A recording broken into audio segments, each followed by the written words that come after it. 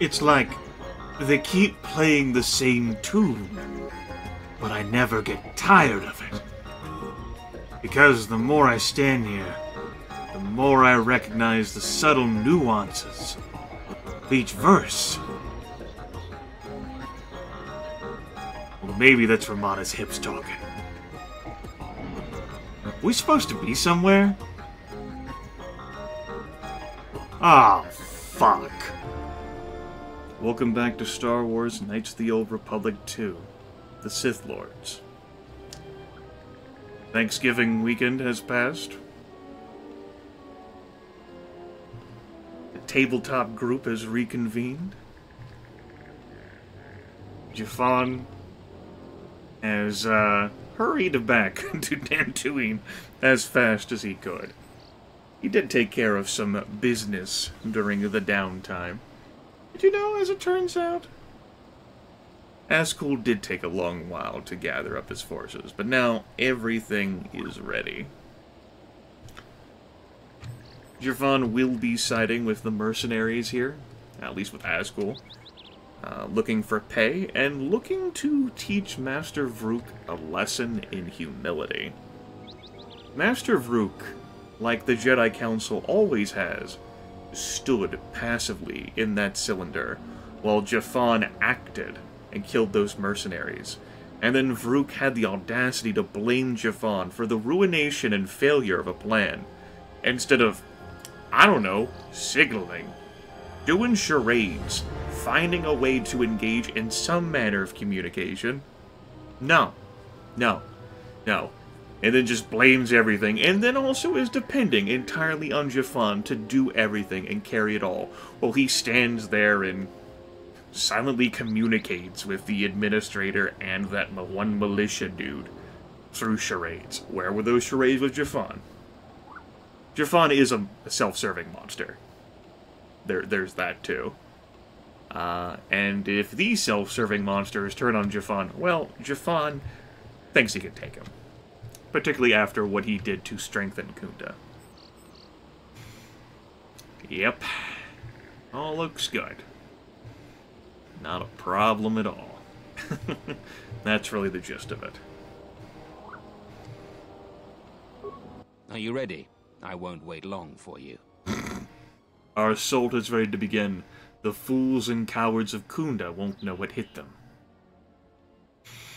You heard the Jedi. Move out, men. Come on, Jedi.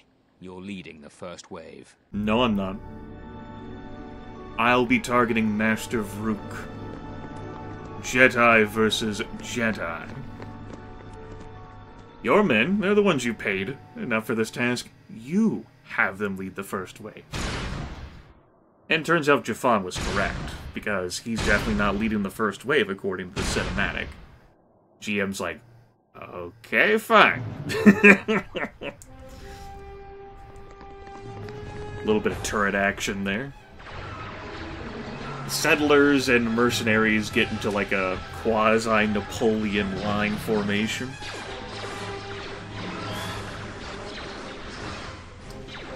And the settlers do give it their all. Well, they give some of their all. Got a dual wielder back there in the back. That's the second wave. Jafan's still not a part. Got some stun effects, a cryo-band grenade there. But slowly, there doesn't seem to be any more reinforcements coming for the settlers. They're being whittled down. Taking us straight inside. I should have stopped you long ago. Your machinations end here, outcast. Saw the droids there briefly. Alright, this is what Jafan expected. This is what he prepared for during the downtime. He's ready for this. He knew that Master Vrook would be coming for him the moment he agreed to join the mercenaries. Finally, a master of the Jedi Council takes action. Jafan's ready. You've lived too long, old man. No more words. Defend yourself or perish. The GM says, alright, roll for initiative. And the player blinks and says, whoa, whoa, whoa, whoa, whoa. That's not fair. He was like, what do you mean? I knew this fight was coming. I prepared for this fight to happen. But you, with your narrative, took me straight from being outside to describing the battle to all of a sudden being right in front of Master Vrook. I didn't get a chance to execute into my plans. He was like, well, maybe if you had went with the first wave. Like, really? He was like, look, are you going to roll initiative or not? Like, fine, I'll roll initiative. But that's not cool. Jafan is not an idiot. He knew that this was going to happen. He prepared for this. We talked about him preparing for this. What are you saying? It's not your fault that Jafan wasn't wearing this stuff as soon as he talked to Azkul? That he wouldn't have had the sense to do everything that he wanted to do before engaging with Master Vrook?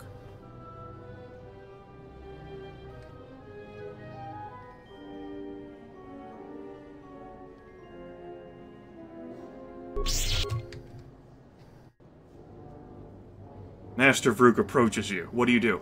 I run away. James like, what? I leave. Screw this. I don't care about this planet. I don't care about Kunda. I don't care about Master Vrook. There's other Jedis there. He can swivel on whatever, his lightsaber for all I care. I'm done. He's just like, you can't go. The doors are locked. What do you mean the doors are locked? Surely we blew them open. Surely Kreia could toss me her lightsaber if need be, and I could cut my way out of here if somehow I were trapped in this place. Unless Master Vrook has force seal all the doors forever. I'm done with this campaign otherwise. Jim blinks. GM's not done with this campaign. Like, Jafan's player doesn't sound like he's gonna make a new character and roll with this. Jafan dies. And Jafan forces the GM's hand to do something. Jafan just runs away. You take 96 points of damage. Jafan's player just stares. Really? 96 points of damage. Alright, yeah, sure. You know what? Forget it. I just stand there. I'm done with this. You're gonna be so rude and unfair. They just glare at each other, like, across, like, the table. What the fuck? Is this my punishment because I'm not engaging in your little power fantasy of lightsabers and, ooh, magic force? You design an encounter that goes explicitly against my character. I have to fight a one-on-one duel with my companions just watching instead of not doing anything, because that would be rude. That's against the rules. I have to do this myself. Never mind that all I use are blasters. And I wouldn't have prepared for that at all. I just would have walked in here in these damn robes. Really, GM?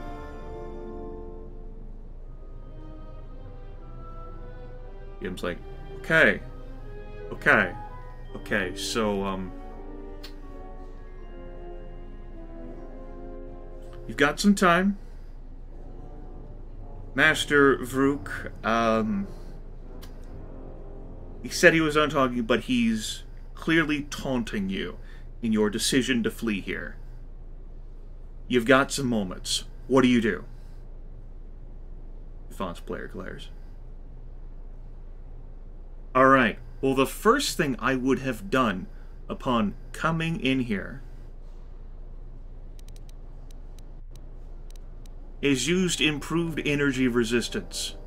Because what the hell, he uses a lightsaber god. God, the GM. Like, alright. The next thing I would have done is consumed my hyper-adrenal alacrity and stamina.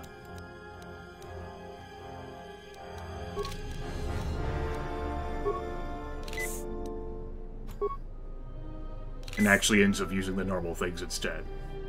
I also would have used my Achani shield for the energy resistance, followed up by Night Valor,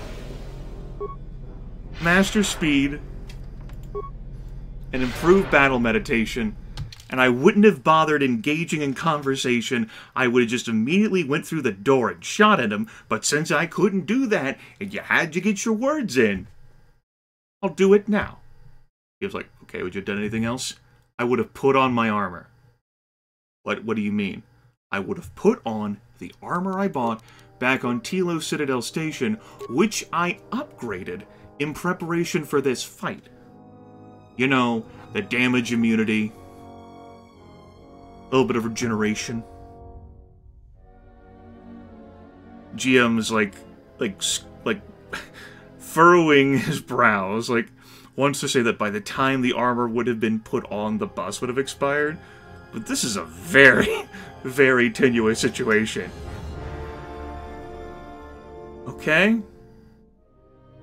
Yeah. Alright. You put on the armor. You take out your weapons. The weapons that... These weapons lower defense by 4, by the way. They've got Mandalorian chambers in them. They both have crippling scope Mark IIIs.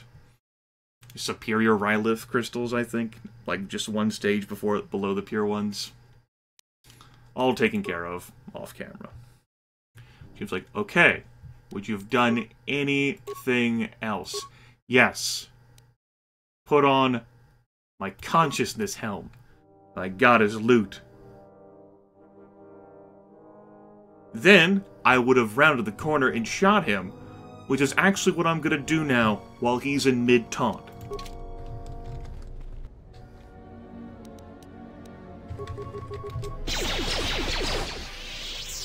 GM tries to start up conversation. I don't care! Stop trying to talk to me!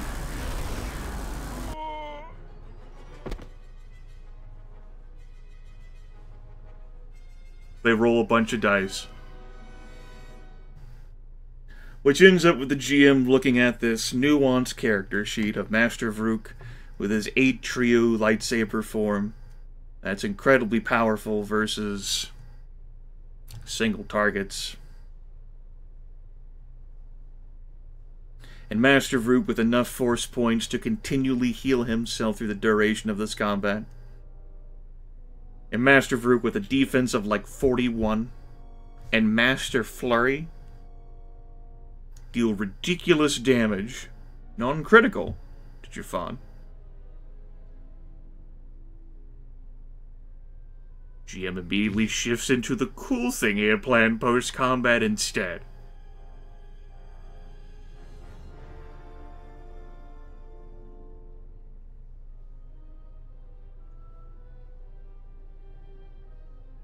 But Jafan's not having it, because Jafan's playing right now.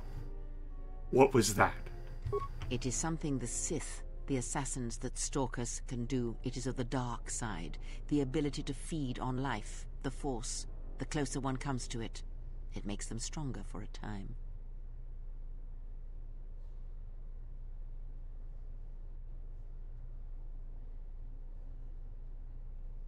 I've never done anything like that before. I don't think. Not all techniques in the Force are learned through practice and training. This is something instinctual, born from experience. It is a way that they fill the hollow places where the Force used to be. You should have let him live. He would have fetched a fine price on Nar Shaddaa. Kunda is ours, thanks in part to your assistance. Here, take your reward, Jedi. I deserve more credits. You deserve more credits. You'll get 50% more. Thanks again for your assistance. Now, if you'll excuse me, I have a date with the Administrator, and I'm dressed to kill. Zeron just stands in there next to her, not having done a single damn thing. The Republic won't stand for what you've done here. You'll pay for your crimes. I was going to make it a painless death, but you've been much more difficult than you had to be. Now you're going to pay.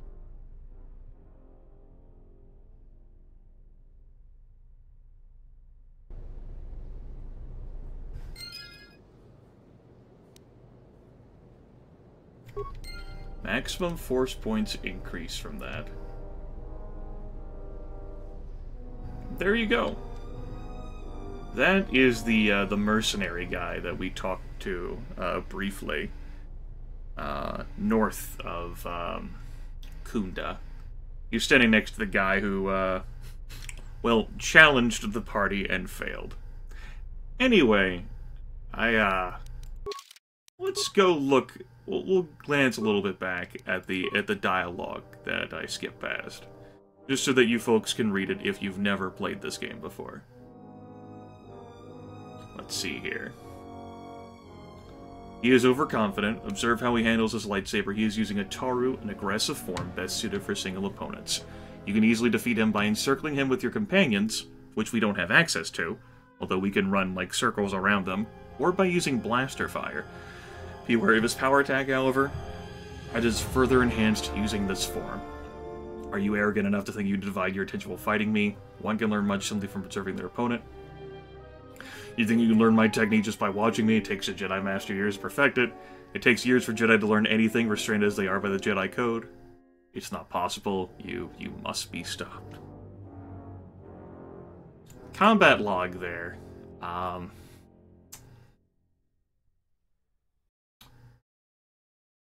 Let's see here. He's actually got a bit lower defense than what I'm... I wonder if it's because he uses any buffs on himself, or whether it's just a matter of, like, in that second stage, he ends up having a lower defense. I'm not sure. We actually ended up getting a crit there, which was pretty nice.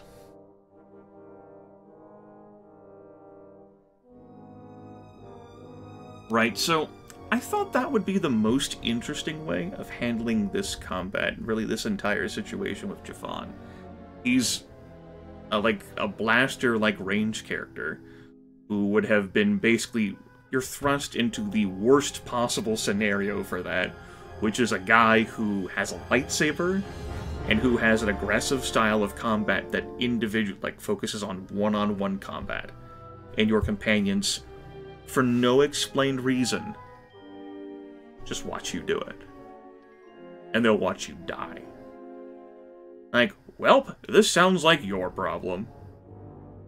Like, unless Master Vrook is holding them there, along with holding all the doors shut, right? You're cut straight from, like, Azkul to, like, the fight with Master Vrook. Now, there's a slew of different ways that you can handle that situation. You too could be an amazing, like, melee combatant. You could have not come to this planet first. The first time I fought him, I had to leave this place and go somewhere else. I just had to load, just like, I can't, like, he's too good.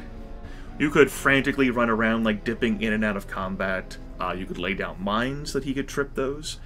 Something that we didn't really get a chance to see well, we did get to see his incredible damage output, but he has force points too, and he can heal himself. And so as the combat goes on, he can restore himself continually to full health. But thanks to good dice rolls from the combat log there, and just like me like repeatedly just gunning him down before he could activate that stuff, really like me using Flurry and having those dice rolls was pretty damn nice. My defense, like the difference between 27 and 31, wouldn't have mattered that much, just due to how strong he is with his own attacks. Let's take a look back to when we actually saw, like, his own attack rolls. He rolled a 3. He rolled a 3, and got 28 with that. Which, of course, like, me in the Sith battlesuit, without, like, the blasters, like, with their Mandalorian chambers, is a 31. And me with them on takes at the 27, which is a hit. If me wearing my robe there...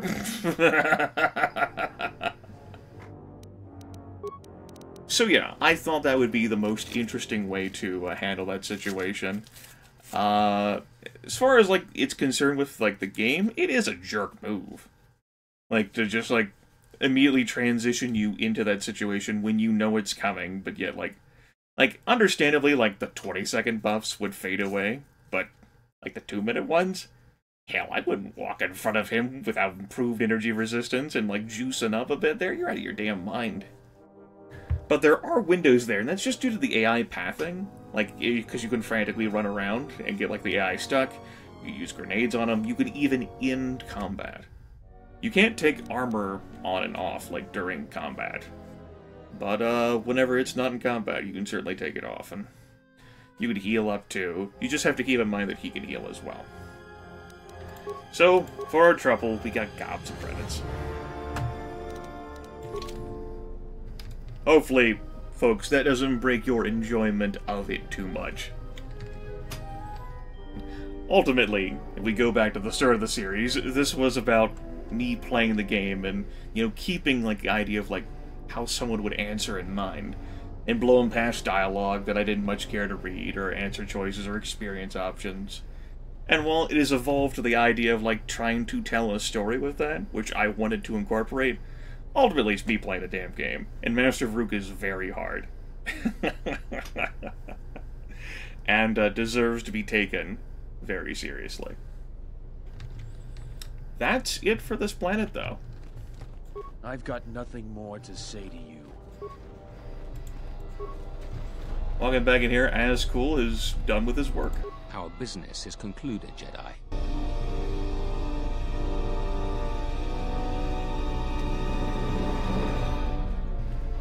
That was an interesting sound effect. Kunda now belongs to the mercenaries.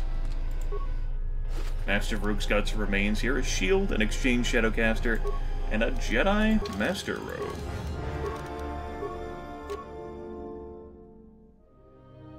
These robes can be upgraded with some underlays. That's pretty neat.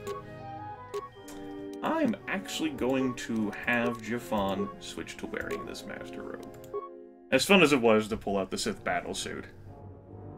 I think that's just going to be like a, you know, like a limited thing for Jafan. And typically it'll be on someone else, and I think there is humor in Jafan wearing the clothes of the guy he killed. Master of Vrook's clothes. Once, all the blaster holes are sewn up, you know?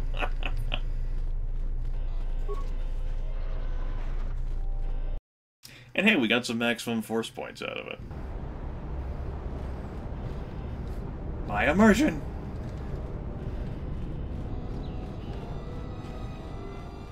Time for us to go. We'll head back to the ship. Check to see whether there's any dialogue immediately whenever we get on. But one other thing.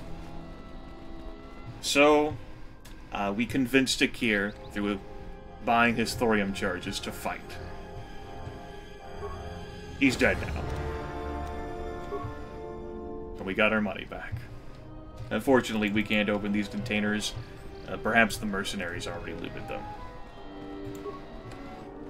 It does seem like the droid thing didn't quite work out, though. Like, those droids were standing right behind Azkul. Perhaps he was prepared for that contingency. Alas.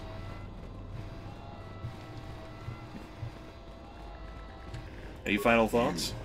You're one of those cursed soldiers that tore up Kunda. Now I have to fix everything you busted. I'll bet you weren't thinking of that. Sounds like not my problem. Goodbye, tattletale droid. Otto, good seeing you.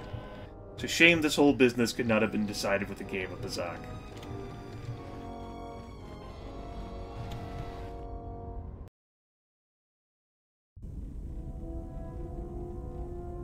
Okay.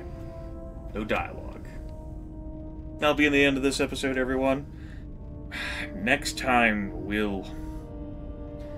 God, it will be an immense conversation circle jerk. Jafan's gonna hit up Kreia again. We might talk with V there, the Maraluk, the Seer. See what Handmaiden's problem is. We let neither of them off the damn ship. It's all been Beodur and T3 and Kreia. Atten too. See what he's up to. Yeah. I'll enjoy it. I've had quite a bit of combat. I think I would enjoy listening to some dialogue and hearing and contemplating how this character would react to it.